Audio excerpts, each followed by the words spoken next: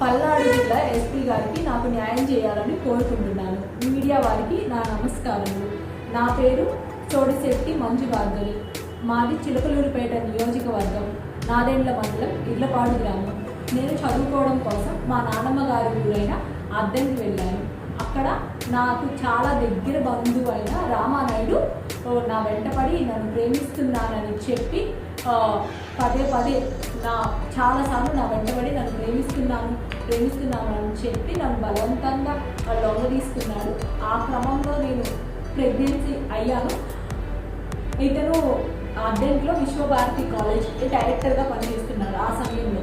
అయితే ఈ టైంలో తనకి వేరే మ్యారేజ్ కుదిరింది. తన ఆస్తి కోసం, ఎక్కువ కట్నం ఆస్తి కోసం వేరే అమ్మాయిని చేసుకోబోతుండగా నాకు అది తెలిసి నేను 8/2/2022లో నర్సరావుపేట దిశ పోలీస్ స్టేషన్లో కంప్లైంట్ ఇచ్చాను.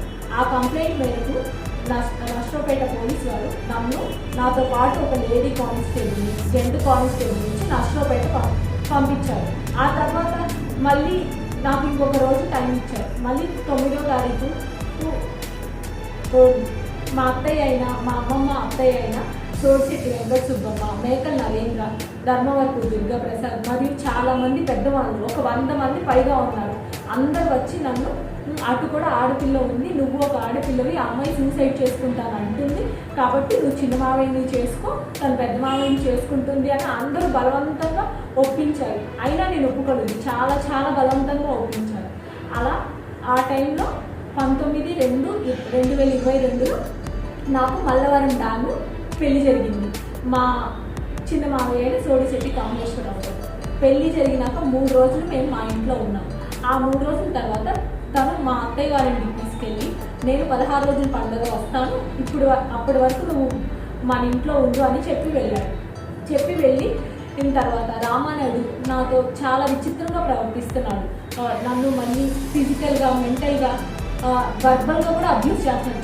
చాలా మాట్లాడుతున్నాడు. నువ్వు నాతోనే ఉండాలి, నాకే చేయాలి, మా తమ్ముడికి నువ్వు అసలు కాపురం చేయకూడదు, నాతో ఉంటేనే ఇంట్లో ఉంటావు, నేను చెప్పిందే జరగాలని చాలా టార్చర్ పెడతాను సార్. అది నేను మా ఆయనకి చెప్తే చాలాసార్లు ఫోన్ చేస్తే మా ఆయన, నువ్వు మా ఇంటి బరువు తీసావు, కేసు పెట్టావు, నువ్వు ఇలానే జరగాలి, మా అన్ననే ఉన్నా అంటే నువ్వు ఊరుకో అని ఇలా ఒక 20 రోజుల వరకు ఇంతే టార్చర్ జరిగింది. ఇంక నేను భరించలేక మా అమ్మ వాళ్ళని పిలిపించి నేను మా పుట్టింటికి వెళ్ళిపోయాను.